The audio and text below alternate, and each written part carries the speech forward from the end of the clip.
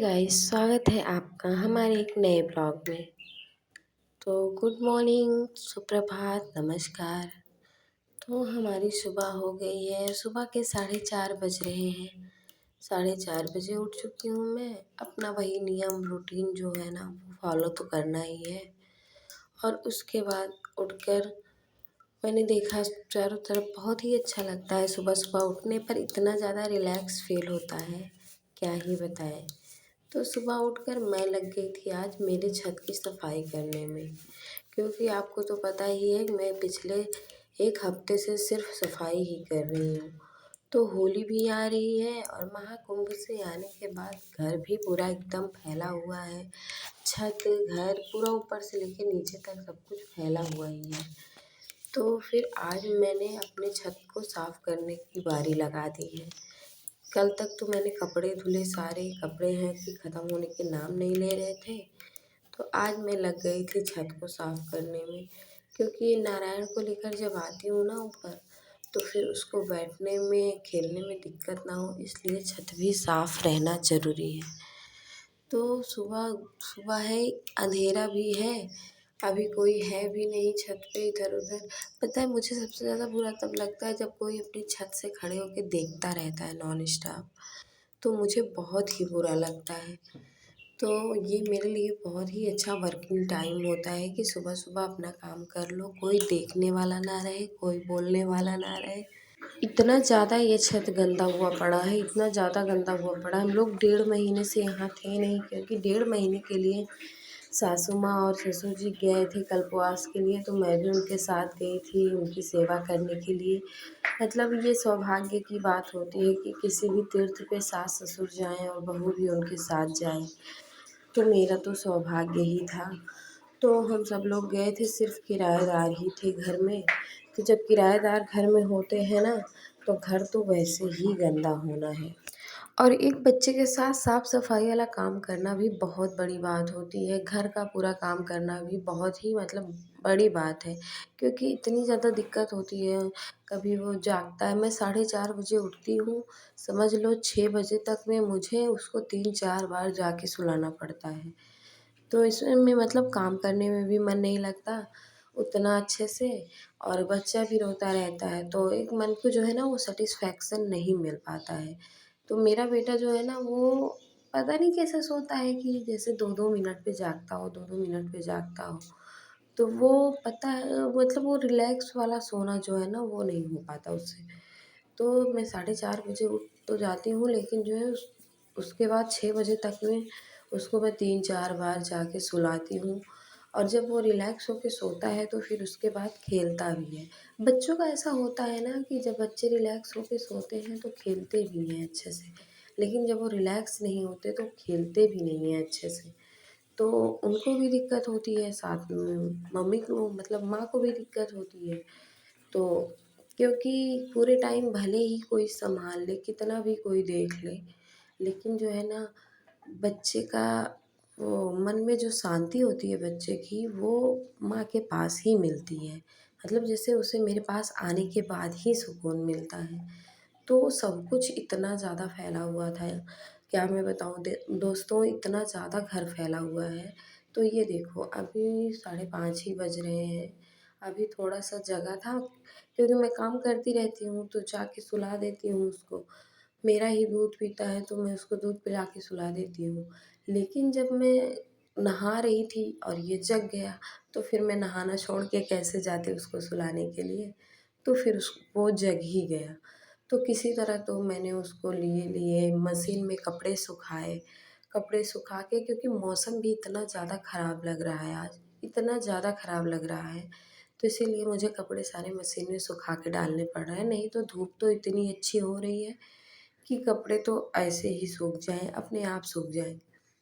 तो फिर मैंने इसको लिए किसी तरह कपड़े सुखाए, और कपड़े सुखाने के बाद फिर जो है इनको लेके ही मैं कपड़े डालने के लिए आ गई हूँ। तो गाइज़ आप लोग बताइए कि मेरे जैसे बहुत सारी माएँ हैं जिनको ये दिक्कत होती होगी, उनके बच्चे उनके बिना नहीं रह पाते। अब इनको लेके कपड़े डाल दिए हैं सूखने के लिए, अब मैं जाऊँगी पूजा करने के लिए। बाबा साथ पूजा करोगे? चलो घंटी बजाओ।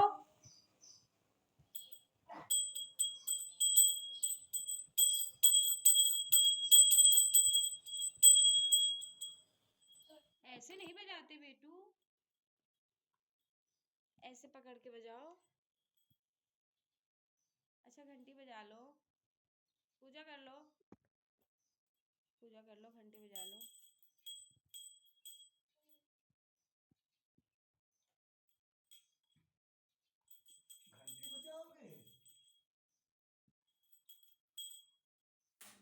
तो गाइज आप लोगों ने देखा कि मैंने तो पूजा कर लिया था, लेकिन मेरे नारायण अपने बाबा के साथ पूजा करने बैठ गए हैं।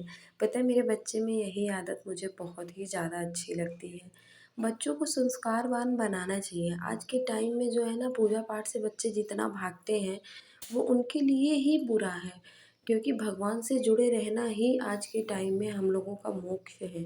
मतलब वो मोक्ष का जो एक रास्ता खोलता है ना, वो भगवान से जुड़ना ही खोलता है। तो हमें हमारे बच्चों को इतना संस्कार देना चाहिए कि वो भगवान से जुड़े रहें।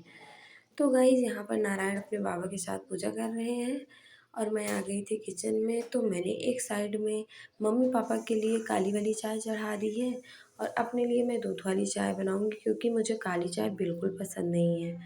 और इधर फिर आज मतलब नाश्ते में मुझे क्या बनाना है वो भी मैं आपको दिखाती हूँ। लेकिन पहले उससे पहले मैं नारायण के लिए खाने के लिए तैयारी कर लेती हूँ, क्योंकि नारायण को भी भूख लग गई है। इतनी जल्दी उठ जाता है कि भूख तो लग ही जाती है।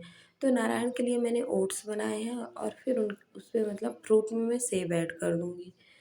तो नारायण ये बड़े शौक से खा लेता है, लेकिन इस टाइम पे क्या हो गया है कि 2-3 दिन से जैसे उसको ये खाना पसंद ही नहीं आ रहा है। तो नारायण ये भी बहुत ही मुश्किल से खाता है। तो आज नाश्ते में मुझे बनाना है मीठी दलिया और क्या बोलते हैं आलू मटर फ्राई करना है, क्योंकि सीज़न जाने वाला है आलू मटर का। तो ये सारी चीज़ें सीज़न में खाने में बहुत अच्छी लगती हैं। तो सुबह के वही 6:30 बज रहे हैं और मैं नारायण के लिए खाना बना रही हूँ।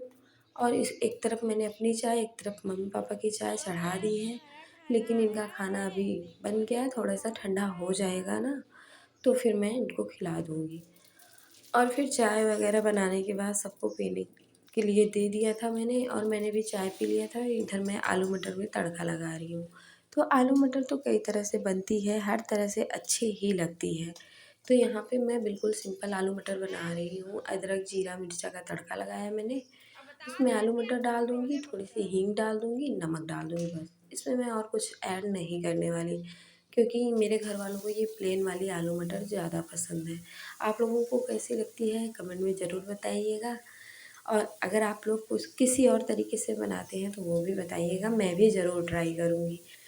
तो सुबह-सुबह नाश्ते की तैयारी हो जा रही है और कुछ छत के काम तो मैंने सुबह ही निपटा लिए थे, लेकिन अभी नीचे की जो साफ़-सफ़ाई है, झाड़ू-पोछा वग़ैरह, वो झाड़ू तो मैंने लगा लिया था, लेकिन पोछा मैंने सोचा था दिन में लगा लूँगी।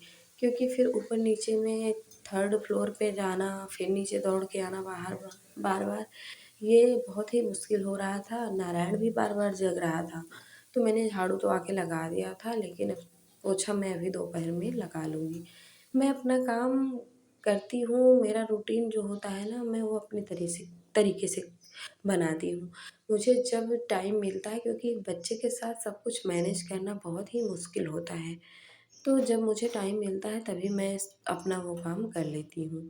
अभी कोई मतलब पहले तो था कि सुबह उठ के झाड़ू पोछा करने के बाद नहाना, लेकिन अब क्या है, अब मेरा छोटा-सा बच्चा है, ये कब रोने लग जाए कुछ पता नहीं होता।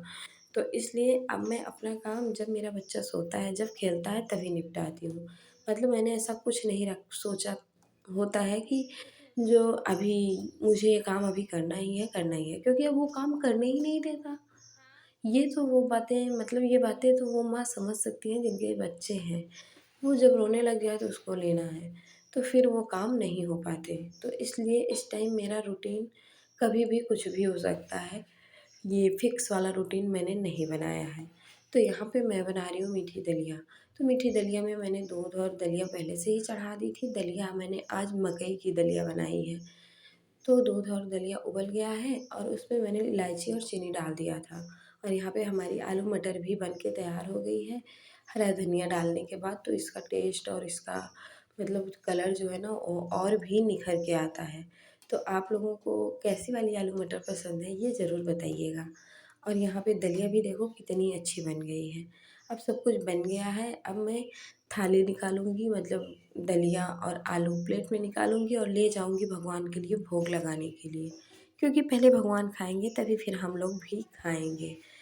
तो भगवान के लिए तो सबसे पहले ज़रूरी ही होता है, उन्हीं से सब कुछ होता है, तो उनके लिए तो सबसे पहले ही जाना होता है। तो देखिए, हम लोग नीचे के फ्लोर में रहते हैं, भगवान मेरे बीच वाले फ्लोर में रहते हैं और मैं सोने के लिए ऊपर जाती हूँ सबसे ऊपर वाले फ्लोर पे। तो ये मतलब ऊपर नीचे का हमारे घर का जो ये सिस्टम है ना, ये है तो बहुत बुरा, लेकिन अब क्या करें, घर है, जगह है। मेरा घर थोड़ा छोटा है, जगह भी थोड़ी छोटी है, इसलिए एडजस्टिंग करनी पड़ती है। तो यहाँ मैं लेके आ गई हूँ अब भगवान के लिए भोग लगाने के लिए। तो गाइस, हमारी वीडियोज़ आपको कैसी लगती हैं कमेंट में ज़रूर बताइएगा, और प्लीज़ प्लीज़ प्लीज़ मेरी वीडियो को लाइक और चैनल को सब्सक्राइब कर लीजिएगा। तो यहाँ देखिए, ये तुलसी वहाँ पे थी ही नहीं, बिना तुलसी के भोग कैसे लगता। तो इसलिए मैं आ गई थी छत पे तुलसी तोड़ने के लिए, और इस टाइम पे सारी तुलसी सूख रही हैं। मौसम ही ऐसा हो रहा है कि एक टाइम होता है ना कि तुलसी जब सूख जाती हैं, तो मुझे तुलसी तोड़ने में, फूल तोड़ने में बहुत ही अच्छा लगता है। तो मैं एक एक तुलसी बहुत ही आराम से तोड़ती हूँ, इतना ज़्यादा अच्छा लगता है मुझे। तो अभी मैं तुलसी तोड़ के ले जाऊँगी, भोग लगाऊँगी। पापा पूजा कर ही रहे हैं, लेकिन मेरे हस्बैंड जो है ना वो पूजा कर चुके हैं, तो उनके लिए पहले मैं दे दूँगी भोग लगा के। तो आज का वीडियो मैं यहीं पे एंड करूँगी। आई होप आप सबको वीडियो पसंद आया होगा। वीडियो पसंद आया है तो लाइक ज़रूर करें, चैनल पर नए हैं तो सब्सक्राइब ज़रूर करें। मिलते हैं आपसे अगली वीडियो में, तब तक के लिए बाय बाय, नमस्कार।